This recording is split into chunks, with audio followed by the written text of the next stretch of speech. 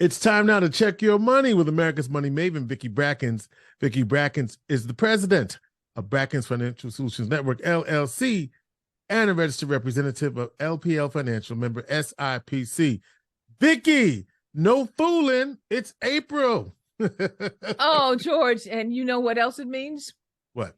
The clock is ticking, just to remind everyone. Tax the clock time? is ticking on your taxes. Yes. April 18th is coming around the corner. She'll be coming around the corner. Or she come, right? What's that old song? But anyway, yes. April 18th. Okay, so make sure that you don't. I could probably say right now, it's probably already the last minute. You need to go ahead and get on the stick if you haven't filed your taxes. George, I thought that, oh yeah, let's make sure. What did you tell me every week? Let's make sure that we get a thumbs up. Thumbs up for everybody. Like, subscribe, and share this segment with all of your friends, colleagues, all the people in your family, because we're going to talk again about some very, very important information. So I'm going to dovetail back a little bit. You know that last week. You like dovetailing. I do. Okay. Keeps everybody on their toes. Okay. For me to dovetail. But, last week we talked about the banking crisis, what had been happening or had happened with Silicon Valley Bank, what had happened with the Treasury and the Fed as far as them coming in and backfilling all of the depositors as far as their funds over the FDIC limits. We provided to everyone some information concerning how to assess whether or not your deposits were within the FDIC regulations as far as being protected. And I did that and put aside the conversation that I had really planned for that week. So I'm going to go back and pick that up, but I just wanted to kind of bring everybody forward to where we are today. And I'm going to say something, George. How long has it been? 200 episodes we've already done. I've been involved with the financial services industry now for 30 plus years. We've said some of the same things over and over and over again. We've tried to find ways to spin it, ways to massage it, okay, to make sure that everyone at least felt that information was fresh. Yeah. So what I'm going to say today, I am sure most people are going to say, Vicki is slipping. Something's going on. What has changed? Because what I'm going to say today is going to make everybody's hair curl. But here it is. Okay. I do not care about your budget. All right now. Wait a minute. Oh, what? I do not care about your budget. Say what? I do not care. This is America Money Maven's money moment. Right. I do not care about your budget. All right. So you just. I don't care if you have a budget. Okay. Now, are you shocked? Are you off the floor yet, George? Well, I'm getting ready to say you done spent 200 episodes telling me why I needed to have a budget and why I needed to do this and know that. Now what you talking about, Vicki? So you trying to figure out what has happened. Okay? What happened? Okay, so I went back and I thought about every book that I've read and the conversations that we continually have. And I felt like we were going in a circle, repeating the same things over and over, yet I don't see any progress. Okay. Or not as much progress as the efforts that are being put in. So I stopped to think and say, what are we missing? And here's what I think we're missing. What you missing? We talk about budgets when we should actually be talking about, I want to see your expenses. Oh. I don't care because the budget is about what I hope to happen. And the expenses are about what is really happening. So from this point forward, can I just say it the way they say it around the way? Yeah, sure. What happened? What happened? What happened? What happened? Okay. I want to know about your expenses, what you are really doing, not what you hope to do. Let's go. All right. So I'm going to give you a new exercise. Oh, okay. Okay. And you ready? Yeah, I'm ready. Here is the exercise. Find out and start tracking what you are spending. Period. Don't make a judgment call about it. Don't say it doesn't fit into my budget. I want to know what you are really spending. Because until we can identify expenses, what you are really spending, what your real spending pattern is, we can't make judgments on what you should do because it's already, as I say, the horse is out of the barn. Things have already happened. We need to understand what's really happening and then start talking about what portion of the expense is something that you want to continue. It's a reality check. Okay. Okay, an absolute reality check. So what are the expenses? Why are you spending those things on these things? Are they really the things that are important to you in relation to your life? But until we identify what's really happening versus having a piece of paper that says this is what should have happened, and you're always frustrated because it never matches.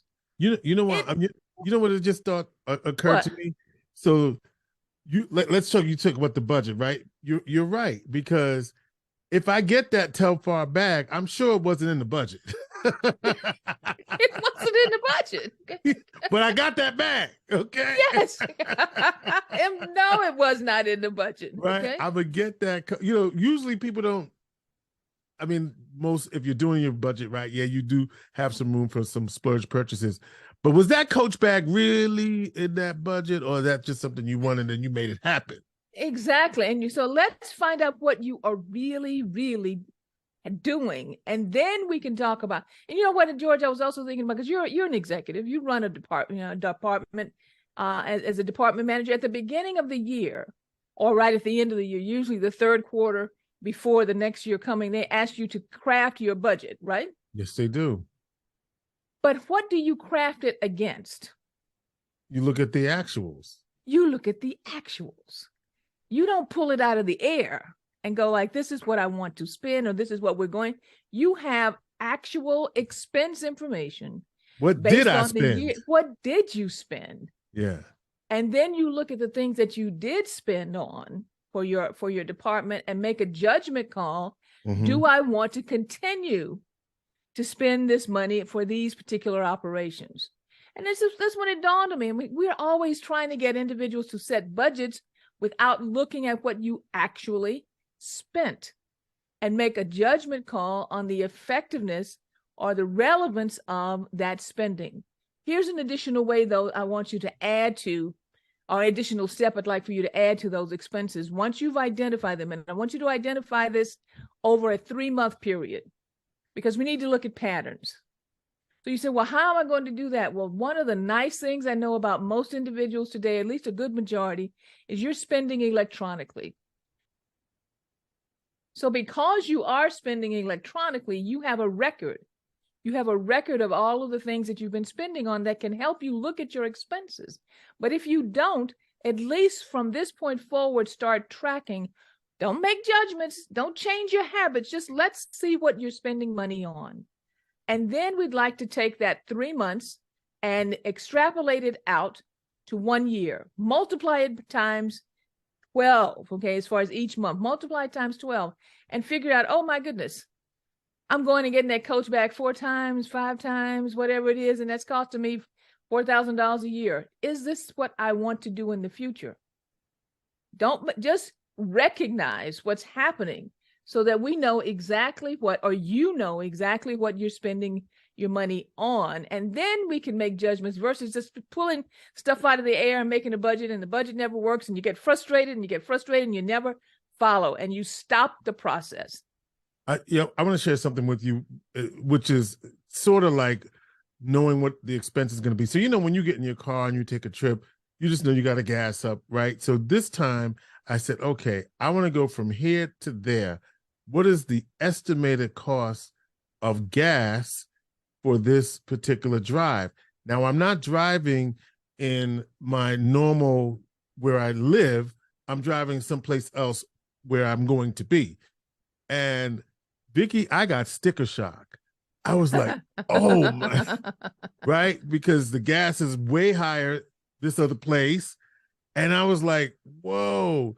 So now I know I can anticipate that cost, because I would have been shocked if, I would have been like, what happened? Right. So is that similar to what you're talking about? Yes, absolutely. Okay. But we're going to, that's a great example, George. So that's the process that we'd like to go through going forward. I don't care about your budget. Don't worry about it. Let's talk about what the expenses are, what you're really spending. The only change I'm going to make here, or addition that I'm going to make here, is this. Once you finish tracking all of your expenses, I'd like for you to go through 2 steps. 1, add an expense line that says retirement savings.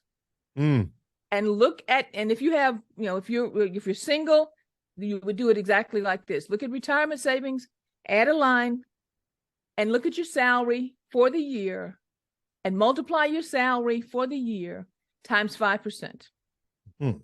Reason I chose 5% is from just a quick survey. Most retirement plans have a matching component up to 5%. When you're with your employer, you mean, when you're with your employer. So if you put in 5, they're going to put in 5. And we want to build into the expenses a ongoing habit of 5% going in to either your 401k, your 403b, 457 plan. That's part of your retirement plan for your employer base. The second line, again, look at your salary, multiply times 5%, dedicate that to emergency fund. And from here, because your retirement savings is automatically withdrawn from your paycheck, I found out also from surveying that many, many employers have automatic deductions that can go over to a credit union account or to a individual savings account at a bank, but particularly to credit unions. Have that money directed automatically out of your paycheck into an emergency fund. So George, now make sure this is clear. That's 5% per person who works in the house. Not 5% for the household. So if you have a husband and wife or a lover and a friend, whatever it happens to be, whatever number of actual working people, 5% into the retirement account, 5% into the emergency fund. That is part of the expenses. So you add everything else up. And now what's going to happen? We're going to look at, my annual salary is A, my expenses are B plus, possibly there's a deficit. That's when we come back and have the conversation about what to do. Or my annual income is A, and my expenses are B minus, and we have a surplus. Then we talk about what to do. But right now, I don't care about your budget. I don't care if you make a budget. I need to understand, you need to understand what your actual expenses are so that we can track exactly what's going on with your expenses and you can start making informed decisions. Okay, George, the bell went off that told me that I'm talking too long again. I got your bell in the background. I hear you. So I'm going to encourage everyone, if you have questions, reach out and contact us at area code 315-930-4499 or at info@brackensfsn.com. And if you have friends and neighbors and so forth who would like to contact us, also encourage them to subscribe to this segment on YouTube. And George, I guess tonight I'll go ahead and say our plate is full. All right. Vicki Brackens is the president of Brackens Financial Solutions Network, LLC, and a registered representative of LPL Financial, member SIPC. She is America's money maven.